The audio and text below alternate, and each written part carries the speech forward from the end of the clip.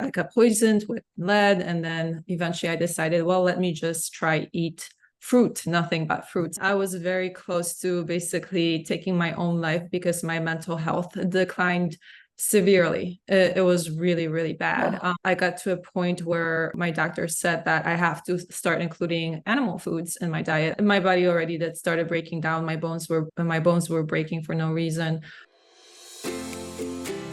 Welcome to the Inspired Living with Autoimmunity podcast, the podcast for high achievers who want to stay sharp, focused, and full of energy despite their diagnosis. With your host, National Board Certified Functional Medicine Health Coach, Julie Michelson, where Julie helps you take your power back from autoimmunity. And now here's your host, Julie Michelson.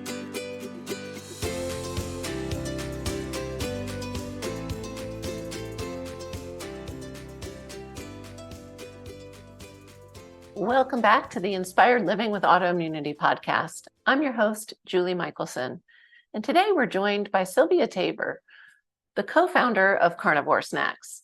Sylwia is a self-experimenter who's on a mission of finding new ways and rediscovering ancestral ways of achieving optimal physical, mental, and spiritual health while helping others along the way. After years on a vegan diet and struggling with mold illness, sears, and Lyme disease, along with other co-infections, she found healing through the carnivore diet. Her passion for high-quality food and supporting local businesses led her to creating Carnivore Snacks. In today's conversation, Sylwia shares her healing journey, and we talk about the importance of including clean protein in your diet for optimal health. Sylwia, welcome to the podcast. Hello, thank you for having me. I am so excited that you're here because you are doing something that I think is going to make a really big impact for people and is already a great resource for my clients. So I'd love to hear how you got into this business of providing clean protein for people. Well, it's been quite a journey. I feel like most businesses start from some sort of need. And it was a selfish need for myself when, I started out. I was vegan for many years, and my gut health got really, really bad during those years. And then eventually on the vegan diet, I wasn't even able to digest nuts, which were my main protein source. And I tried pea protein, and it was really overloaded with lead, because as I've learned later that there's no pea protein is basically, we cannot manufacture it without the byproduct of lead, unfortunately. But maybe hopefully in the future that will be possible. So then I got I got poisoned with lead, and then eventually I decided, well, let me just try eat fruit, nothing but fruits. So oh my goodness, I did that for a year. Oh my gosh, I'm glad you're still here. Yes. And I was very close to basically taking my own life because my mental health declined severely. It was really, really bad. And then I got to a point where my doctor said that I have to start including animal foods in my diet. Otherwise, I'm just gonna, my body's just gonna basically shut down. Yeah. And my body already that started breaking down. My bones were breaking for no reason.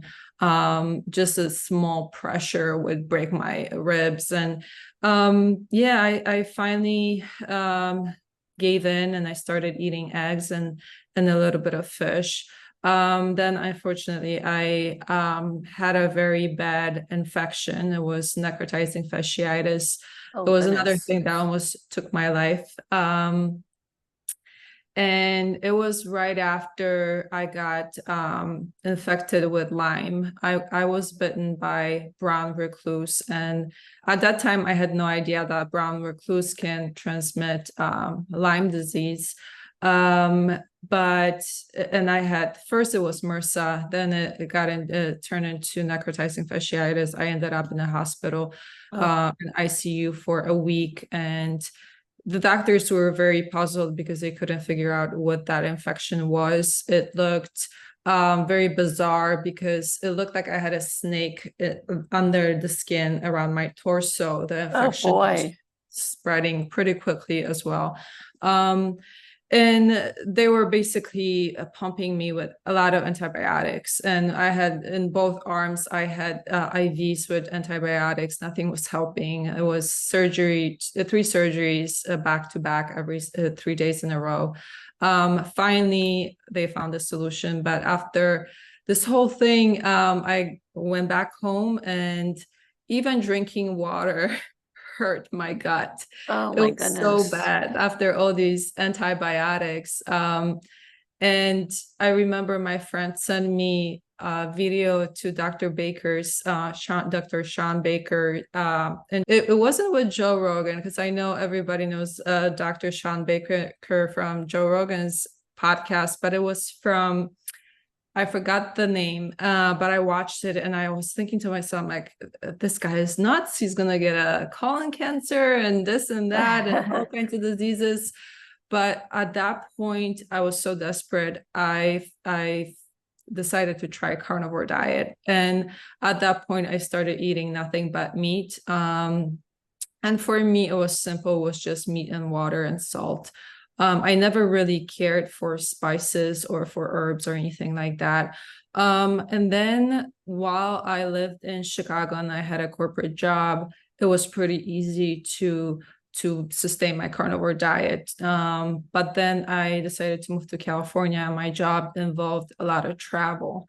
And it was pretty hard to stop very quickly and find a place where I could find a good quality meat, because I always cared about sustainability and very good quality of meat. So even though those places do exist, like the time limit that I had, just wasn't possible for me to do that. And I also had very little time at home once I got back from working to prep everything to take with me on the road.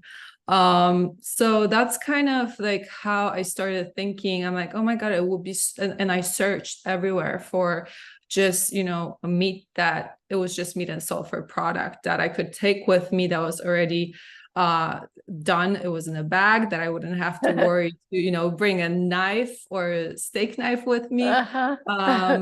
And I couldn't find anything. There were certainly a lot of brands of biltong that were a little bit cleaner, but for me at that time, I still reacted to things like vinegar. So even little thing like that was bothering my stomach. So and garlic gave me huge headaches. Same thing with onion powder, and most of those products contain these type of spices and whatnot, and pepper, like anything spices, irritated my stomach. So that's kind of how I started, thinking about, like, why doesn't this product exist, and I thought to myself, there's got to be other people out there who want something simple or appreciate even the taste of just meat and salt, so that's kind of like how I started thinking about it. And one day I visited my my family in Arizona, and my aunt, she already had a business that where she had the equipment that I could sort of try out the ideas that I had. And I did. When I visited, I would always like buy my ribeye, I experimented with fish. And I would make all these, I called them chips, meat chips. And I would make a bunch and just bring with me on a plane. And from then on, my aunt was like, why won't you just start selling this? And I'm like, oh, no, nobody's going to buy it. And, I had all kinds of excuses. And then one thing led to another, and it turned into Carnivore Snacks, what we now know Carnivore Snacks. It's definitely been a crazy ride, but, I was fortunate enough to meet the right people in my life who now, Mark, who you probably met I think maybe not, but Mark has been, huge part of Carnivore Snacks. And without him, we probably would not be where we are right now, because doing everything, both sides of the business, manufacturing, because we've decided to make everything on our own. We were seeking the right beef jerky manufacturer. But as we were in search, and everybody was telling us that nobody's going to make this product for us because it's too time consuming, the process is too long, it's too hands-on, and the margins are not big, so nobody's going to take this on, and it's going to be super expensive. And they were pretty much right. Like, we could not find any jerky manufacturer that would be willing to make this for us. So we decided that we're just going to make it on our own. And slowly but surely, after a year, we ended up moving from 2,000 square feet a place to now, I believe it's over 12,000 square feet. Wow. And we've been growing and growing. And it's thanks to the people who do, all of our customers appreciate the pureness, cleanness, the quality, the fact that we source from, US farmers. Because sure, we could source our meat from places like Brazil, places like Argentina, and save probably 75%. Wow. It's insane. When I heard the prices that we could pay sourcing from other countries, it was insane. I'm like, how is this possible? Even with the shipping, right? It would be way less expensive. It's insane. But we've decided to support, American farmers, and that's the route we took, and we're very happy about that. We are, and I think it makes a big difference for. I think you have a very specific, well-educated customer base, and that's what we're looking for, right? And we want regenerative farming and good, animal processes to be available and to continue, right? I live in Colorado, so I live in oh my God, ranching country, but and so I want my local rancher to continue, because he's raising beautiful, happy, grass-fed, grass-finished animals. So I just fell in love with not only the product. I want to talk about that, but I want to touch on a little more of your story. So, question: when did you go from vegan to? I want to highlight this because so many people that come to me with multiple autoimmune conditions had been or still were vegan.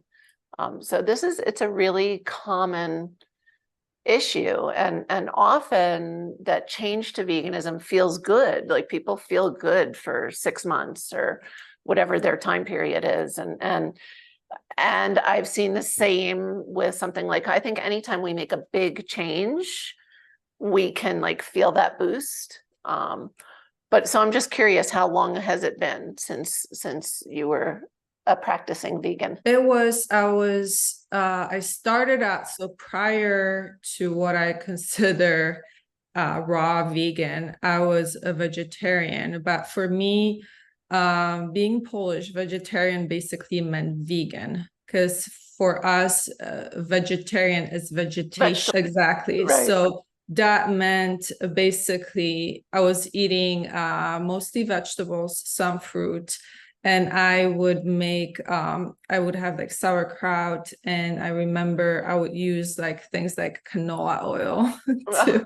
Sure. Because that was I consider that healthy. That didn't last long because I wasn't feeling great eating canola oil. But before I went vegetarian, my diet was very clean. I never when I moved to US, I was 13, and I never fully transitioned into eating fast food. My mom always cooked at home, and it was pretty healthy meals. Real And I food. never got into eating things like McDonald's. I never actually had a meal at McDonald's ever. Good. Or Burger King. I would go with my friends in high school, but I would just sit there and watch them eat because first of all, the burnt oil made me feel nauseous. Sure. So it was just in my head that if it smells this bad, like it cannot taste good. So I was never really tempted to try it. So when I went into like the vegetarian style of eating, I wasn't feeling good. And then I decided, you know what, I'm going to try a raw vegan diet. So I went into that, and things for me still didn't improve because like prior to that, I was eating fruits, vegetables, I was eating some meat. I eliminated dairy because I figured out that dairy was causing me some issues. So I eliminated that. And I also eliminated wheat and pretty much all grains. So the base of my diet was vegetables, meat, fish, and then some fruit here and there. So then I transitioned from that into the vegetarian diet, and I was feeling worse. Then I went into raw vegan, and that made me feel even worse. But I was so convinced that I was doing a good service to the planet by saving all the animals. So I just stuck with it. And for 3 years on the raw vegan diet, things just started getting really bad. And I thought I was doing things right. I was supplementing with a lot of things. All the A vitamins, the D vitamins, B12, and I made sure that it was like super high quality. It wasn't anything from like that you get at Costco or Walgreens. Sure. I would spend probably $100 on a bottle of B12 that was like fermented, didn't have any crazy additives to it. And at that point, I was a college student and I was working full time, and all my money was going towards supplements and trying to buy like the newest sprouter to sprout all my, nuts and seeds. And I was trying to do all the right things. And in spite of that, like I was just not feeling well.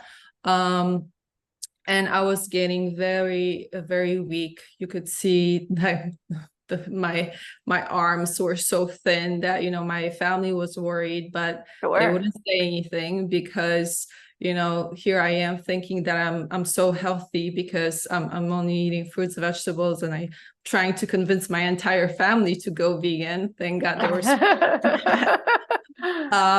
and here I am just getting weaker and weaker. And it got to a point where I started pooping blood, and I'm like, oh my God, like what's going on?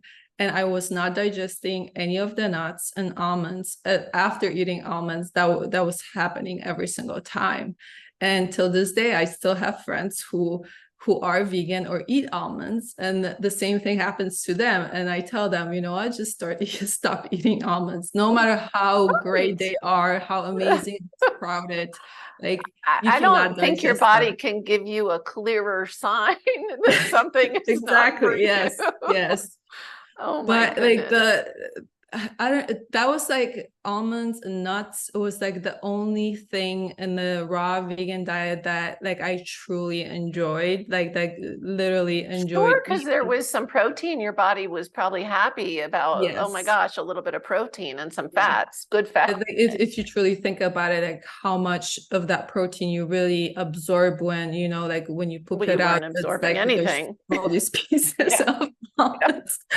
Oh my goodness. Yeah. So I know you also, I believe, had mold toxicity and struggled with SIRS as well. And I want to touch on that because we all come into contact with things, and I have struggled with both of those in my past as well.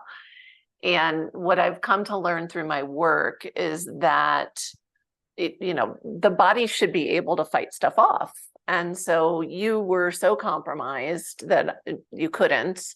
How are you now? Are you well? Is it something you're still working on? It's definitely a work in progress. It was worse. Before Lyme, I didn't even know that I was struggling with mold. Like, I don't think I even noticed any changes. And I grew up in a house that had black mold, and we as a family, I remember we struggled, like it was back in Poland. All of us had a lot of health issues. My sister struggled with asthma. My brother had all these weird infections going on. My dad had constant ear infections and staph infections.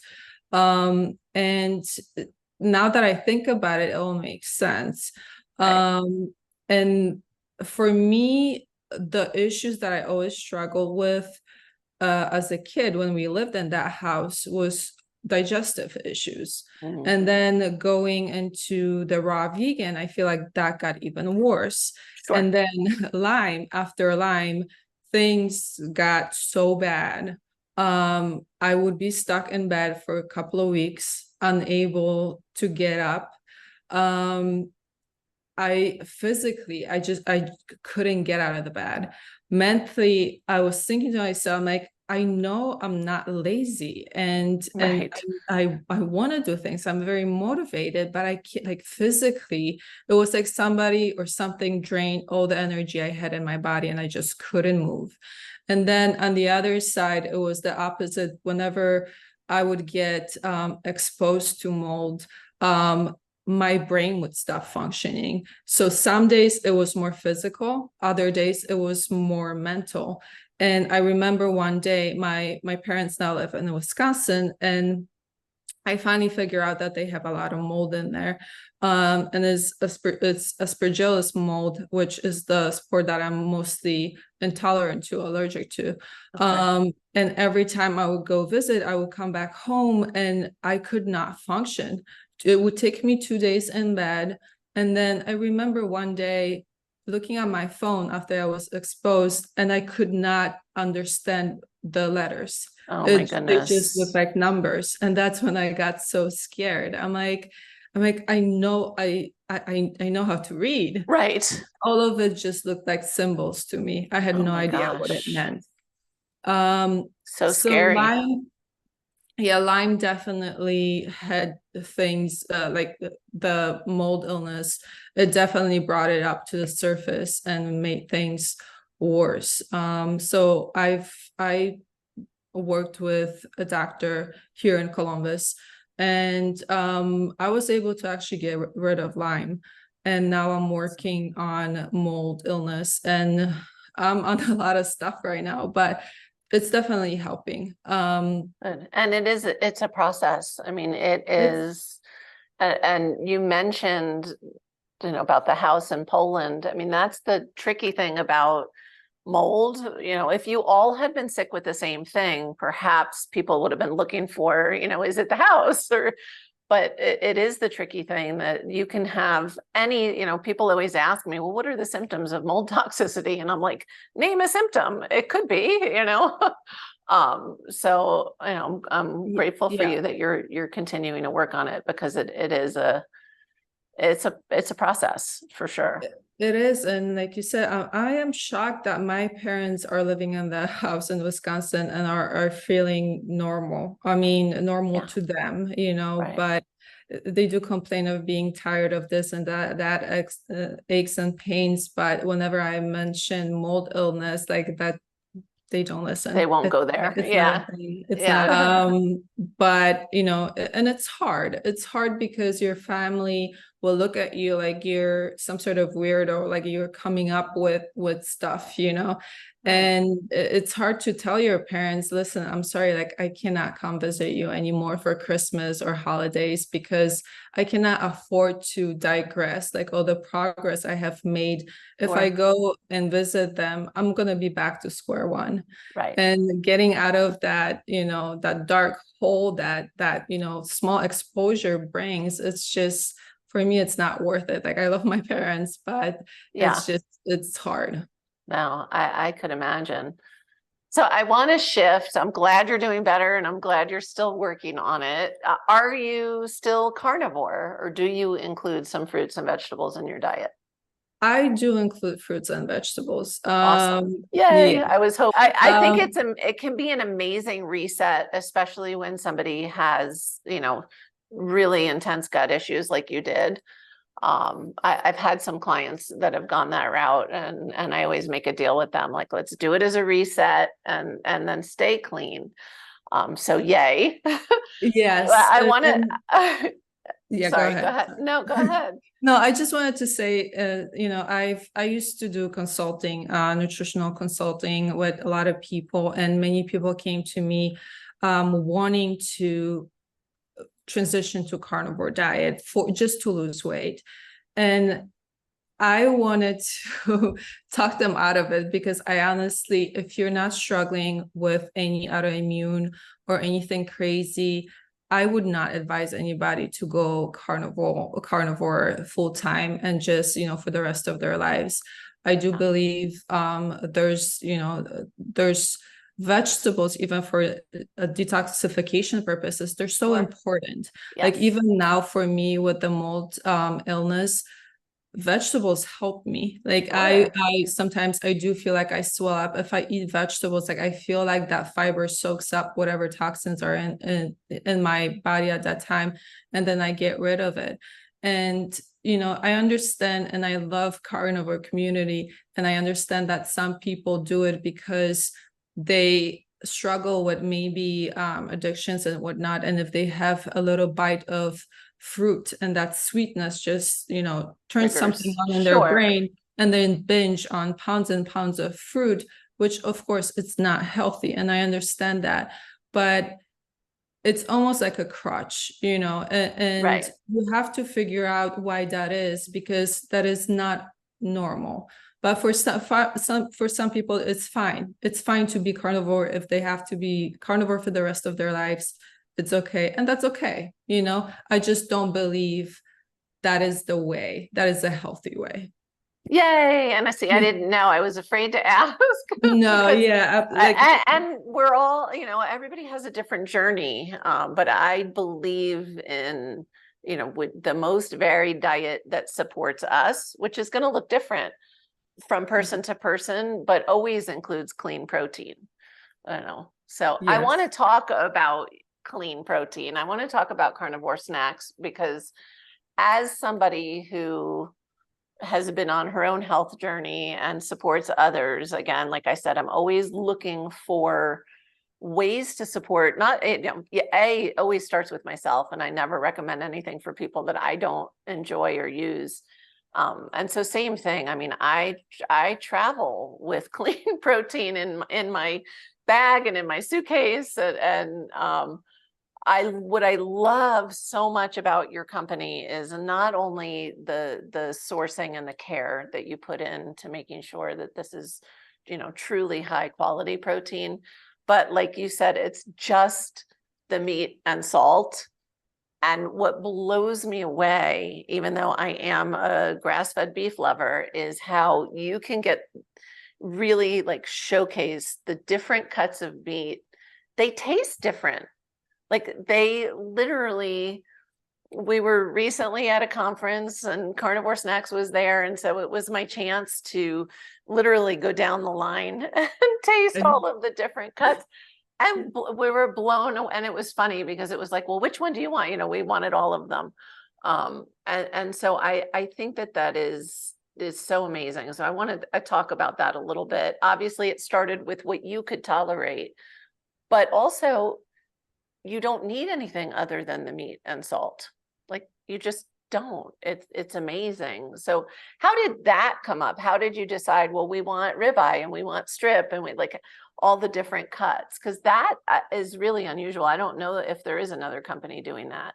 So for me, when I started making things for myself, I started with ribeye just because I was eating ribeye and that's something that I bought for myself. So I already had it and I would just like slice it. And then I enjoyed round, and I figured it would make a nice like leaner option. And then pork loin, pork loin was basically just because my aunt, she had some left over, and I'm like, oh, and I asked her like, oh, are you doing anything with that? She's like, oh no, you can use it.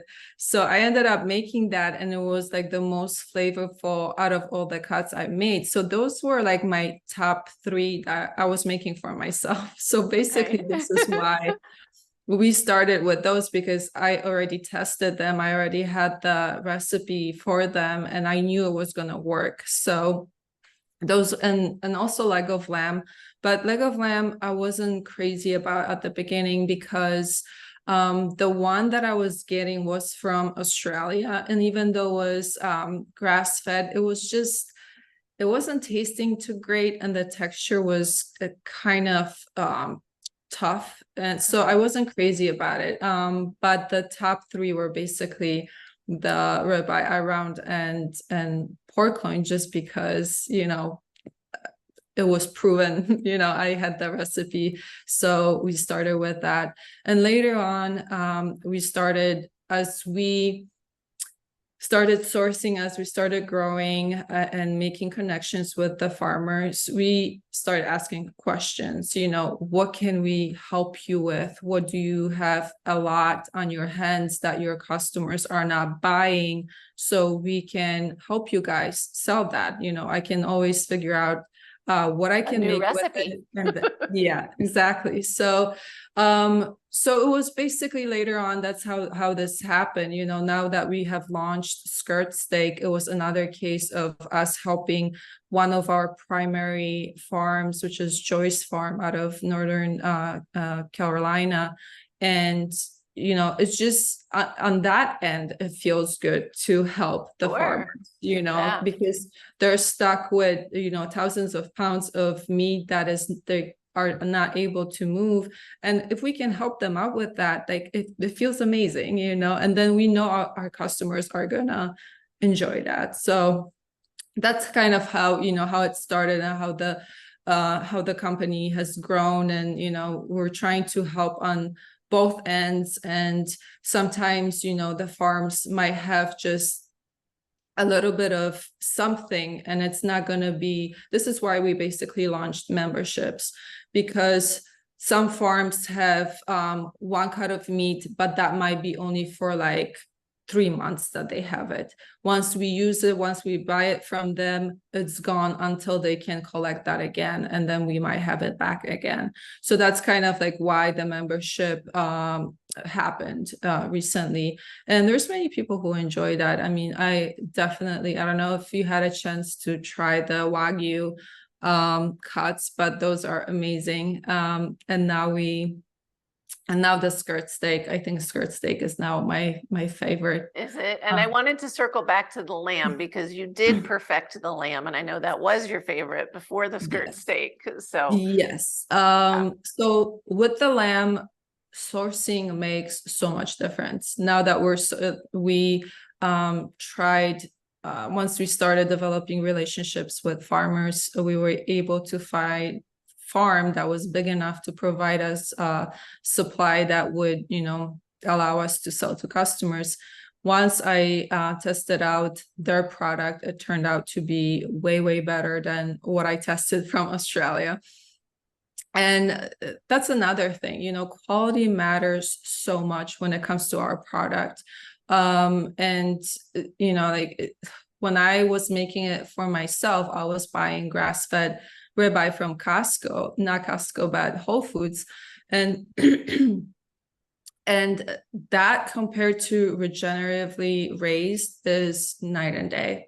Yeah. And I even noticed, like when I was experimenting with it, and I would make it for myself, and I would just get that meat from Whole Foods, it wasn't, the smell of the fat was totally different than what we're getting right now from the regenerative farms. Like that fat smells so buttery and good, and you're drooling as the product is being done, versus that Whole Foods, which is supposedly 100% grass-fed, grass-finished. Right. It's still like what soil, what grass. Exactly. And I grew up in the dairy business, and our family's dairy was in New Jersey. I remember as a young adult, I moved to Florida and I called this was back when I still consumed dairy. I called my dad and I was like, the milk down here is gross. Is it because it's so hot? And he laughed. He's like, no, it's the grass that the cows are eating. It's the same with the meat. It really, not that we're knocking Whole Foods, some people, that's their best source, right? Exactly. Yes. So you get the best you can, but I know exactly what you're talking about, because if we fill in something from Whole Foods versus the cow that's in our freezer, totally different. Totally. And I can tell you, like at the very beginning when I was transitioning into eating meat, and that was before regenerative and grass-fed was just becoming a thing. Like you could only find like one piece of grass-fed at Whole Foods. That was the best thing I've ever had. Like it, right. I still remember, and it was super expensive. I remember it was like $30 per pound of New York strip. And at that time, I was begging my mom to buy it for me because I still live with my parents. And it was amazing. But like now things change, thanks to politics. There are different names for grass-fed. Now, if you feed the cow a pallet of a grass, it's considered grass-fed. So raising an animal outside when it's in the sun, it matters as well, because the sun also provides us a certain amount of nutrients and different energy for the cow. Just like for us. Just like for us, exactly. Yeah. I love that. And again, that's one of the I think incredible things about your company is that you guys, it's all of those details you're paying attention to, and we want to eat happy animals for moral reasons, but also for our health. It really does make a difference.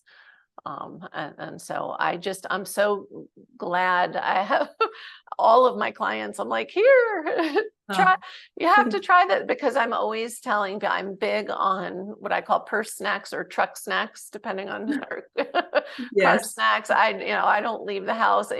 Even if I meet with clients in person at the clinic, they know I always, they'll be like, do you have any food in your purse? Like, they know I always have. And I think everybody should, because you don't want to be in a jam. Like, we need protein, and it's so important. It is so easy to just grab anything unhealthy. Like when you really hungry, you forget that oh yeah, I've decided to not eat this, sugar anymore. But when you're hungry, at that point, it's like your brain is just like, I just want to eat. I don't care what it is. I just want to eat. So yeah, I totally understand that. I love it. I love it. And actually, for everybody listening, if you go to carnivoresnacks.com/navigate, you'll get 15% off your first order. That's how much I love their stuff. It's amazing. Thank you. Sylwia, what is one step that listeners, and it may not have to do with food, or it can, but what's one step that people can take starting today to improve their health? One step, and I think, is really just figuring out how you as an individual operate, because oftentimes, we hear all this advice from other people. This is what works for me. This is what works for that person and this person. And you end up trying that and falling into even worse place than you were.